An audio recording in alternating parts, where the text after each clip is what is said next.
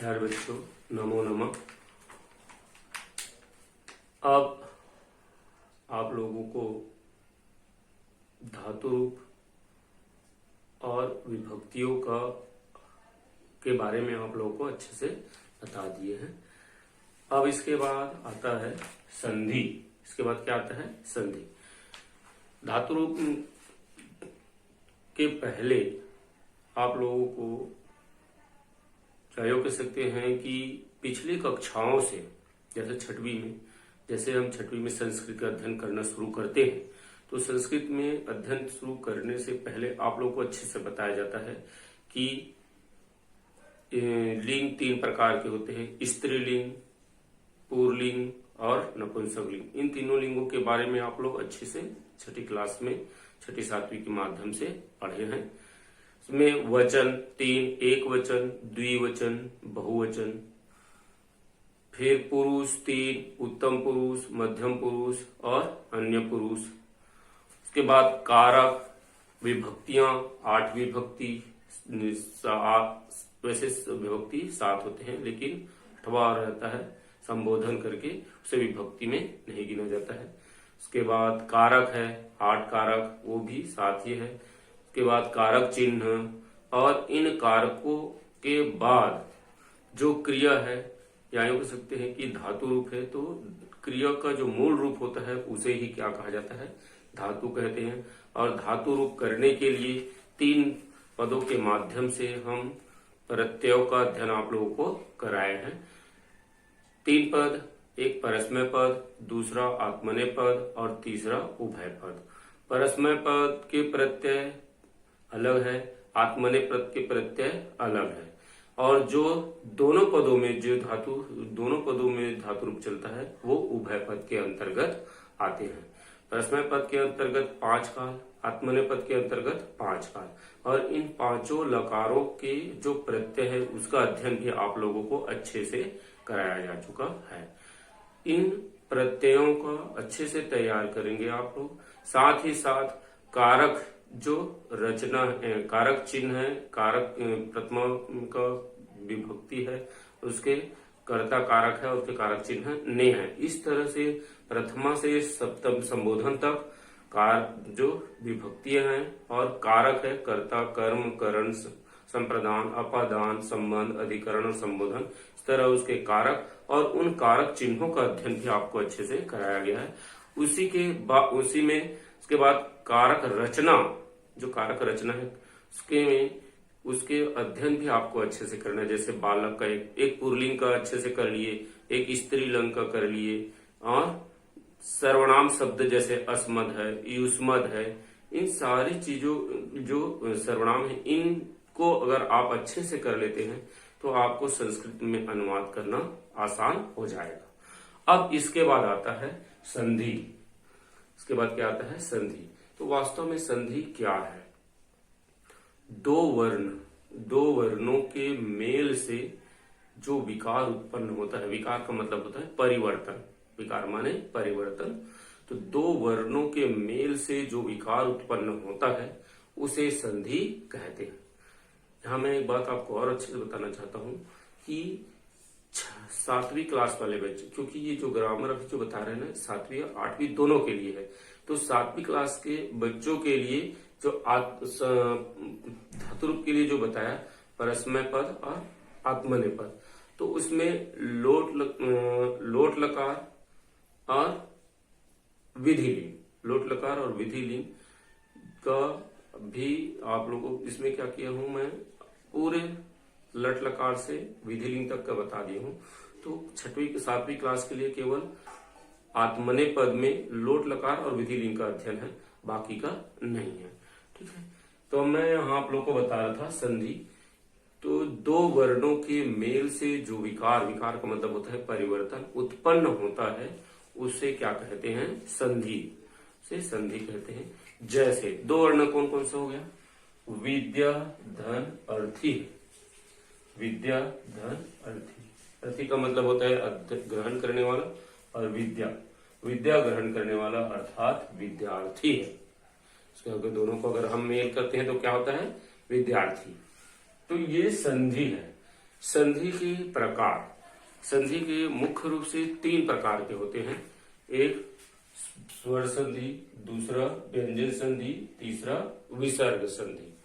ध्यान दो, स्वर संधि, व्यंजन संधि और विसर्ग संधि। स्वर संधि क्या है? 2 स्वर वर्णों के मेल से, 2 स्वर वर्णों के मेल से जो विकार उत्पन्न होता है, 2 स्वर वर्णों के मेल से जो विकार उत्पन्न होता है वो क्या कहलाता है? स्वर संधि कहलाता है। जैसे कि अभी बताया ना, संधि विद्याधन अर्थी। यहाँ आ है, यहाँ क्या है? आ। अगर हम विद्या के आगे देखते, पीछे देखते हैं तो आ, और उसके बाद अर्थी का फिर आ, तो आ और आ दोनों क्या हो गया? स्वर वर्ण हो गए।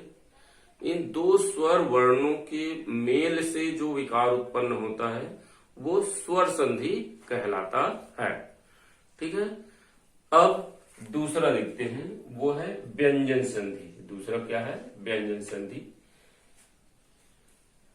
व्यंजन के बाद, व्यंजन शब्द के बाद व्यंजन अथवा स्वर का मेल हो, व्यंजन शब्द के बाद, व्यंजन वर्ण के बाद व्यंजन अथवा स्वर वर्ण का मेल हो, वहां व्यंजन संधि होता है। वहां क्या होता है? व्यंजन संधि होता है। जैसे, जैसे सत धन जनः, सत धन जनः। त क्या है? व्यंजन वर्ण है। त क्या है? व्यंजन वर्ण है। उसके बाद जनः में ज, सत में पीछे त है और जना में आगे ज है। तो सत और जन, सत और ज दोनों को मिलाते हैं, दोनों क्या है? व्यंजन है। तो व्यंजन के बाद व्यंजन, व्यंजन वर्ण के बाद व्यंजन आए तो वहां वो क्या कहलाता है? व्यंजन संधि। या व्यंजन के बाद स्वर आए तो भी वो क्या कहलाएगा? व्यंजन संधि। कहने का मतलब ये है कि व्यंजन के बाद व्यंजन अथवा स्वर आए और उनसे जो विकार उत्पन्न हो वो व्यंजन संधि कहलाता है। जैसे, दोनों को बताता हूं। जैसे सत धन जनः, सच का अगर संधि करते हैं तो सज्जना होता है। क्या होता है? सज्जना। सत धन जनः सज्जना। वाक धन ईसः। देखो, क क्या है? व्यंजन है और ई क्या है? स्वर है। वाक, क व्यंजन हो गया। ईसः, ई क्या हो गया? स्वर हो गया। दोनों को अगर मिलाते हैं तो वो क्या हो जाएगा? वागीसः। वाक धन ईसः वागीसः। तो ये भी क्या है? व्यंजन संधि। कहने का मतलब ये है कि व्यंजन वर्ण के बाद व्यंजन या स्वर वर्ण का मेल हो, वहां क्या होता है? व्यंजन संधि होता है। वैसे ही तीसरा जो संधि है वो है विसर्ग संधि। तीसरा संधि है वो क्या है? विसर्ग संधि। इसका नाम ही से, इस संधि के नाम से ही स्पष्ट है, विसर्ग। विसर्ग के बाद चाहे व्यंजन आए चाहे स्वर आए, वो क्या कहलाएगा? विसर्ग संधि। क्योंकि जो पहला पद है उसमें विसर्ग आ रहा है, तो विसर्ग के बाद अगर व्यंजन या स्वर आता है तो वो क्या कहलाता है? विसर्ग संधि कहलाता है। जैसे मनः, न के बाद विसर्ग, मनः धन रथ, मनोरथ, मनः धन रथ मनोरथ। निह धन चल, निधन चल, निधन चल, निश्चल, निधन चल। तो विसर्ग जो पहला पद है उसमें विसर्ग, तो विसर्ग के बाद अगर व्यंजन आया तो भी विसर्ग होगा, स्वर आया तो भी विसर्ग होगा। तो इस तरह संधि के 3 प्रकार है। अब उसमें से जो पहला संधि है स्वर संधि, इस स्वर संधि के प्रकारों का अध्ययन हम यहाँ अच्छे से करेंगे। उसमें पहला जो स्वर संधि का जो पहला प्रकार है वो है दीर्घ स्वर संधि। दीर्घ का मतलब होता है बड़ा। दीर्घ स्वर संधि, दीर्घ का मतलब क्या होता है? बड़ा। तो दीर्घ स्वर संधि में क्या होता है? दीर्घ स्वर संधि में अ, ई, उ, ध्यान दो अच्छे से, अ, ई, उ के बाद, अ, ई, उ के बाद अगर फिर अ, ई, उ आए, देखो अ, ई, उ के बाद अगर फिर अ, ई, उ आए तो वहां पर का आ हो जाता है, अनार के आ का आम का आ हो जाता है, इबली का ई कई हो जाता है, और उल्लू का उन के ऊ हो जाता है। कहने का मतलब बड़ा हो रहा है। अ का आ, ई का ई और ऊ का ऊ, वहां क्या होता है, दीर्घ स्वर संधि होता है। आए समझ में अच्छे से? या ई और ऊ के बाद अगर फिर ई ऊ आए तो वहां बड़ा आ, बड़ा ई और ऊन का ऊ हो जाता है, वहां दीर्घ हो, तो वर्ण क्या हो गया, दीर्घ हो गए, तो वहां दीर्घ स्वर संधि कहलाता। ऐसे नहीं है कि अ के बाद अगर आ गया तो भी आ ही होगा, या ई बड़ा ई है और उसके बाद छोटा ई आ गया तो भी बड़ा ई ही हो गया। एक तरफ छोटा ऊ और एक तरफ बड़ा ऊ हो गया तो भी बड़ा ऊ ही होगा। कहने का मतलब ये है कि चाहे वो दोनों आ रहे तो भी आ, दोनों ई रहे तो भी ई बड़ा ई, दोनों ऊ छोटा ऊ बड़ा ऊ रहे तो भी बड़ा ऊ, या छोटा छोटा रहेगा या ऊ रहेगा तो भी उनका ऊ हो जाएगा। तो इस तरह जो शब्द बनेगा वो बड़ा दीर्घ हो जाएगा, वर्ण जो रहेगा वो क्या हो जाएगा, दीर्घ हो जाएगा, तो वहां दीर्घ स्वर संधि कहलाएगा। जैसे देखो, विद्या आय, आ आम का, आलय, देखो यहां आलय, विद्या धन आलय, दोनों आ गया तो दोनों आ का क्या हो गया, विद्यालय, आ ही हुआ दीर्घ। अब मान लो जैसे उदाहरण दिया ना संधि का, विद्या धन अर्थी, यहाँ आ है और यहाँ छोटा आ है, दोनों मिलकर भी क्या हो गया, बड़ा विद्यार्थी।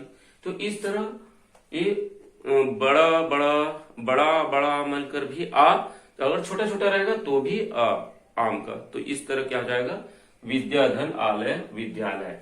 उसी तरह देखो रविंद्र, रवि धन इंद्र, रवि में छोटा ही और उसके आगे क्या है, छोटा ही, तो दोनों छोटा ही मिलकर क्या हो गया, बड़ा ही, रविंद्र, रवि धन इंद्र रविंद्र, ये भी दीर्घ हो गया, तो दीर्घ स्वर संधि।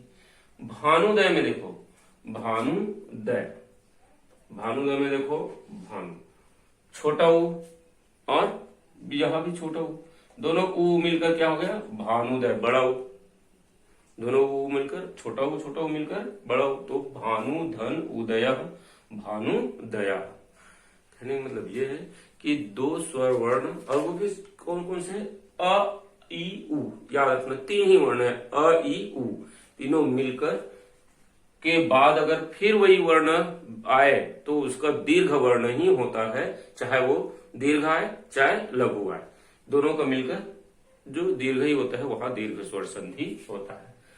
दूसरा है, उसी स्वर संधि का दूसरा प्रकार है गुण स्वर संधि। कौन सा है, गुण स्वर संधि। अब गुण स्वर संधि में क्या होता है, अ के बाद, अ मतलब अनार के अ के बाद ई उ री, देखो अ के बाद ई उ री आए तो, अ के बाद ई उ री आए तो, अ ई आए तो ए हो जाता है, अ के बाद अगर ई आए तो क्या हो जाता है, ए एड़ी का, अ के बाद अगर उ आए तो ओ हो जाता है, अ के बाद उ आए तो क्या हो जाता है, ओ हो जाता है, और अ के बाद री आए तो वो क्या हो जाता है, अर हो जाता है, वहां गुण स्वर संधि होता है।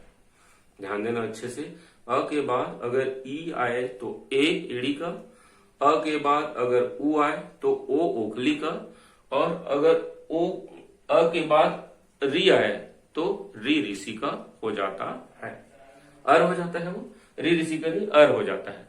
तो अ ई उ र, अ के बाद अगर ई उ री आए तो उसका क्या हो जाता है, ए ओ अर हो जाता है। अब उदाहरण के माध्यम से देखते हैं, उपधन इंद्र, देखो उपधन इंद्र, उप में अ जुड़ा है तो अ के बाद ई आया तो अ और ई मिलकर क्या हो गया, एक ही मात्रा बन गया, तो उपेंद्र, क्या हो गया, उपेंद्र, उपधन इंद्र उपेंद्र। उसी तरह देखो महाधन उत्सव आया है, महा आम का आया है ना, और उसके बाद क्या है, उ, और उ मिलकर क्या हो गया ओ, महोत्सव है ना, महोत्सव। अब इसको ऊपर में देखो, सबसे ऊपर में लिख दे, जगह जगह नहीं था तो सप्तधन ऋषि, त अ और री, और री और ऋषि का री मिलकर क्या हो गया अर हो गया, सप्तर्षि, सप्तर्षि, सप्तऋषि हो गया। तो जहां ऐसे नहीं है कि केवल अ के बाद ई उ री आए, आ के बाद भी, आम का आ के बाद भी अगर ई उ री आए तो भी ए ओ और अर होता है।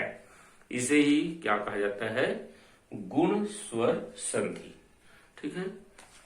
अब इसके बाद और अगले वीडियो में इसके और बाकी प्रकारों के बारे में बताऊंगा। इसमें अगर समझ में नहीं आया तो मुझे आप पूछ लेना। ठीक है बच्चों, नमो नमः।